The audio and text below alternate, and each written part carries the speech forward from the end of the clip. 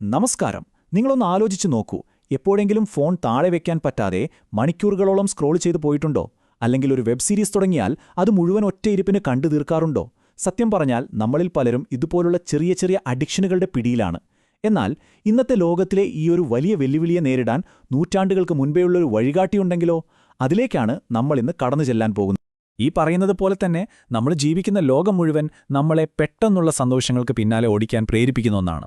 അത് ഭക്ഷണമായാലും ശരി, വിനോദമായാലും ശരി, നമ്മുടെ ഫോണിലേക്ക് വരുന്ന ഓരോ നോട്ടിഫിക്കേഷനായാലും ശരി, എല്ലാം ഡിസൈൻ ചെയ്തിരിക്കുന്നത് തന്നെ നമ്മുടെ ശ്രദ്ധ പിടിച്ചുപറ്റാനും നമ്മളെ അതിൽ തന്നെ പിടിച്ചിരുത്താനുമാണ്. ശരിക്കും നമ്മൾ ജീവിക്കുന്നത് നമ്മളെ അടിമകളാക്കാൻ വേണ്ടി ഡിസൈൻ ചെയ്തൊരു ലോകത്താണ്. ഇത് വെറുതെ സംഭവിക്കുന്നതല്ല കേട്ടോ.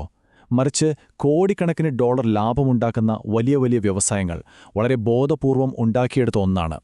അപ്പോ ഇതിനൊരു പരിഹാരം അത് ഭാവിയിലുള്ള ഏതെങ്കിലും ടെക്നോളജിയിലല്ല, മറിച്ച് 14-ാം നൂറ്റാണ്ടിൽ ഒളിഞ്ഞിരിപ്പുണ്ടെങ്കിലോ?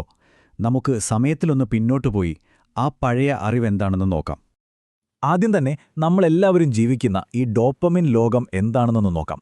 ഈ ഡോപ്പമിൻ എന്ന് പറയുന്നത് സിമ്പിളായി പറഞ്ഞാൽ നമ്മുടെ തലച്ചോറിലെ ഒരു ഫീൽ ഗുഡ് കെമിക്കലാണ്. നമുക്ക് കിട്ടുന്ന ഓരോ ലൈക്കിനും ഓരോ നോട്ടിഫിക്കേഷനും ഓരോ വിജയത്തിനും പിന്നിൽ ഈ ഡോപ്പമിൻ്റെ ഒരു കളിയുണ്ട്. ഈ ഒരു കണക്ക് കണ്ടാൽ നമ്മൾ ശരിക്കും ഞെട്ടിപ്പോകും. തുർക്കിയിലെ യൂണിവേഴ്സിറ്റി സ്റ്റുഡൻസിൽ അടുത്തിടെ നടത്തിയൊരു പഠനത്തിൽ 16% പേർക്ക് ഇന്റർനെറ്റ് അഡിക്ഷനുണ്ട്. അതായത് ഓരോ 6 പേരിൽ ഒരാൾക്ക്. ഇതൊന്നും തുർക്കിയിലെ മാത്രം കാര്യമല്ല കേട്ടോ. ലോകം മുഴുവനുള്ള യുവതലമുറ നേരിടുന്ന ഒരു വലിയ യാഥാർത്ഥ്യമാണിത്. ഇതിനെ ഡിജിറ്റൽ ഹീറോയിൻ എന്ന് വെറുതെ വിളിക്കുന്നതല്ല. ഡോക്ടർ ഉമർ സുലൈമാൻ പറയുന്നതുപോലെ അതിന് വ്യക്തമായൊരു കാരണമുണ്ട്. അത്രയ്ക്കും പവർഫുള്ളാണ് നമ്മുടെ ഫോണുകളും സോഷ്യൽ മീഡിയയും നമ്മളിൽ ചെലുത്തുന്ന സ്വാധീനം. ഇതൊന്നും അവിചാരിതമായി സംഭവിക്കുന്നതല്ല. ഇതിൻ്റെയൊക്കെ പിന്നിൽ വലിയ വലിയ ഇൻഡസ്ട്രികളുണ്ട്. നമ്മളെക്കൊണ്ട് കൂടുതൽ കഴിപ്പിക്കാൻ വേണ്ടി രുചി കൂട്ടി എഞ്ചിനീയർ ചെയ്ത ഭക്ഷണം, ഓരോ നിമിഷവും നമ്മുടെ ശ്രദ്ധ പിടിച്ചുപറ്റുന്ന സോഷ്യൽ മീഡിയ ആപ്പുകൾ, അതുപോലെ മദ്യം, പുകയില, ചൂതാട്ടം, അശ്ലീലം, ഈ മേഖലകളിലെല്ലാം കോടിക്കണക്കിന് ഡോളറിന്റെ ബിസിനസ് നടക്കുന്നത് നമ്മുടെ ബലഹീനതകളെ ചൂഷണം ചെയ്തിട്ടാണ്. അപ്പോൾ ഈ ആധുനിക പ്രശ്നത്തിന് നമുക്കൊരു പുരാതന പരിഹാരം നോക്കാം അല്ലേ? അതിനായി നമ്മളിതാ 14-ാം നൂറ്റാണ്ടിലേക്ക് പോവുകയാണ്. ഇദ്ദേഹമാണ് ഇബ്നുൽ ഖയ്യിം. 14-ാം നൂറ്റാണ്ടിൽ ജീവിച്ചിരുന്ന ഒരു ഇസ്ലാമിക പണ്ഡിതൻ. ഇന്നത്തെ സൈക്കോളജിസ്റ്റുകൾ പറയുന്ന പല കാര്യങ്ങളും അതിന് നൂറ്റാണ്ടുകൾക്ക് മുൻപേ അഡിക്ഷനെക്കുറിച്ച് വളരെ കൃത്യമായി അദ്ദേഹം വിശദീകരിച്ചിട്ടുണ്ട്. അദ്ദേഹം എത്രത്തോളം കാലത്തിനു മുന്നേ സഞ്ചരിച്ച ആളാണെന്ന് നോക്കിക്കേ.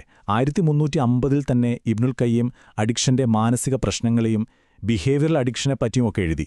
പക്ഷെ പാശ്ചാത്യ ലോകത്ത് ഈ വിഷയത്തെക്കുറിച്ച് കാര്യമായി എഴുതി തുടങ്ങുന്നത് 300 വർഷം കഴിഞ്ഞ് 17-ാം നൂറ്റാണ്ടിലാണ്. ബിഹേവിയറൽ അഡിക്ഷൻ ഒരു യാഥാർത്ഥ്യമാണെന്ന് ശാസ്ത്രലോകം ഔദ്യോഗികമായി അംഗീകരിക്കാൻ 20-ാം നൂറ്റാണ്ട് വരെ കാത്തിരിക്കേണ്ടി വന്നു. ആലോചിച്ച് നോക്കൂ. ഇബ്നുൽ ഖയ്യിം അഡിക്ഷനെ കണ്ടത് നമ്മുടെ ഉള്ളിൽ തന്നെ നടക്കുന്ന ഒരു വലിയ യുദ്ധമായിട്ടാണ്. ഈ യുദ്ധത്തിലെ ഏറ്റവും പ്രധാനപ്പെട്ട ഒരു കളിക്കാരനാണ് ഹവ, അതായത് നമ്മുടെ ആഗ്രഹം. ഇസ്ലാമിക കാഴ്ചപ്പാടിൽ ഈ ആഗ്രഹം എന്ന് പറയുന്നത് മോശം കാര്യമൊന്നുമല്ല. അത് നമ്മുടെ നിലനിൽപ്പിന് അത്യാവശ്യമാണ്. പക്ഷേ അതിന് ശരിയായ വഴിക്ക് നയിക്കണം, അതിനെ മാനേജ് ചെയ്യണം. അതാണ് പ്രധാനം. അപ്പോ ഈ ആഗ്രഹങ്ങളെ എങ്ങനെ നിയന്ത്രിക്കും? ഇബ്നുൽ ഖയ്യിം പറയുന്നു, അതിന് 3 കാര്യങ്ങൾ വേണം. 1 നമ്മുടെ ബുദ്ധി അഥവാ അഖൽ. 2 നമ്മുടെ മാന്യത അഥവാ മുറുവ. പിന്നെ 3-മതായി മതം അഥവാ ദീൻ. ഇവ 3ഉം ചേർന്നാണ് ആഗ്രഹങ്ങളെ ശരിയായ ദിശയിലേക്ക് നയിക്കേണ്ടത്. അദ്ദേഹം നമ്മുടെ ഹൃദയത്തെ ഒരു രാജ്യത്തോടാണ് ഉപമിക്കുന്നത്. അവിടെ 2 സൈന്യങ്ങൾ തമ്മിലെപ്പോഴും യുദ്ധമാണ്. ഒരു ഭാഗത്ത് സത്യത്തിന്റെ സൈന്യം. അവിടെ ഭരണാധികാരി സത്യമാണ്, അവരുടെ കൂട്ടാളികൾ മാലാഖമാരാണ്. ആയുധം ആഗ്രഹങ്ങളെ എതിർക്കലാണ്.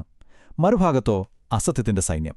അവിടെ ഭരിക്കുന്നത് അസത്യം, കൂട്ടാളികൾ പിശാചുക്കൾ, ആയുധം ആഗ്രഹങ്ങൾക്ക് വഴങ്ങിക്കൊടുക്കലാണ്.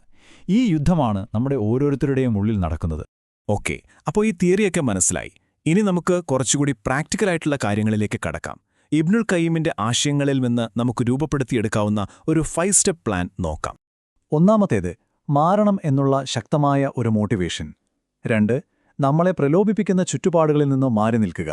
ചിലപ്പോൾ ഫോണിലെ നോട്ടിഫിക്കേഷൻ ഓഫ് ചെയ്യുന്നത് പോലെയുള്ള ചെറിയ കാര്യങ്ങളാവാം. 3-മത്തേത് ഇച്ഛാശക്തി അഥവാ സ്വബ്ർ ഉണ്ടാക്കിയെടുക്കുക. ഇത് വെറും വിൽപവറല്ല, ക്ഷമയോടെ കാര്യങ്ങളെ നേരിടാനുള്ള കഴിവാണ്. 4 വിഷ്വലൈസേഷൻ അഥവാ മാനസിക ചിത്രീകരണം.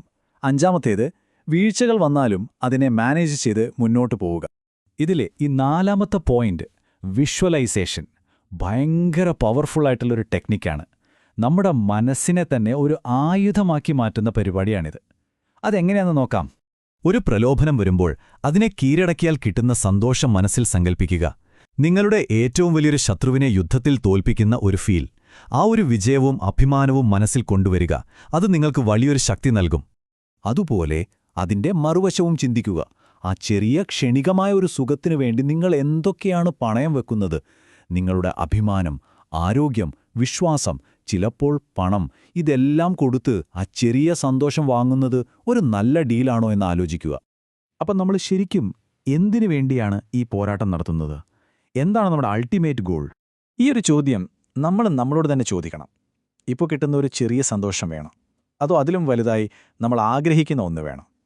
ഇതൊരു നിമിഷത്തെ തെരഞ്ഞെടുപ്പല്ല, നമ്മുടെ ഭാവിയെക്കുറിച്ചുള്ളൊരു തെരഞ്ഞെടുപ്പാണ്.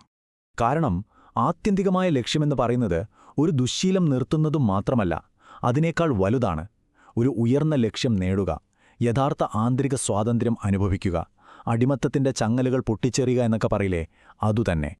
ഇതിന് ഏറ്റവും നല്ലൊരു ഉദാഹരണമാണ് യൂസഫ് നബിയുടെ കഥ. എത്രയെത്ര പ്രതിസന്ധികളിലൂടെ അദ്ദേഹം കടന്നുപോയി. കിണറ്റിലെറിയപ്പെട്ടു, അടിമയായി വിൽക്കപ്പെട്ടു, ജയിലിൽ കിടന്നു. പക്ഷേ തെറ്റായ ആഗ്രഹങ്ങൾക്ക് മുന്നിൽ അദ്ദേഹം ഒരിക്കലും തലകുനിച്ചില്ല. അതിന്റെ ഫലമായി അദ്ദേഹത്തിന് കിട്ടിയ അനുഗ്രഹങ്ങൾ എത്ര വലുതായിരുന്നു! ആ ക്ഷണികമായ സുഖത്തിനു പകരം എത്രയോ വലിയൊരു പ്രതിഫലമാണ് അദ്ദേഹത്തിന് കിട്ടിയത്. അതുകൊണ്ട് ഇബ്നുൽ ഖയ്യിമിന്റെ ഈ ചോദ്യത്തോടെ നമുക്ക് അവസാനിപ്പിക്കാം. നിങ്ങളെ ഒരു വലിയ കാര്യത്തിനു വേണ്ടിയാണ് ഒരുക്കിയിരിക്കുന്നത്. നിങ്ങളുടെ ചെറിയ ചെറിയ ആഗ്രഹങ്ങൾക്കപ്പുറം എന്താണ് നിങ്ങളുടെ യഥാർത്ഥ ജീവിത ലക്ഷ്യം? അത് കണ്ടെത്തുക, അതിനുവേണ്ടി ജീവിക്കുക. എല്ലാവർക്കും ഈ യാത്രയിൽ വിജയാശംസകൾ.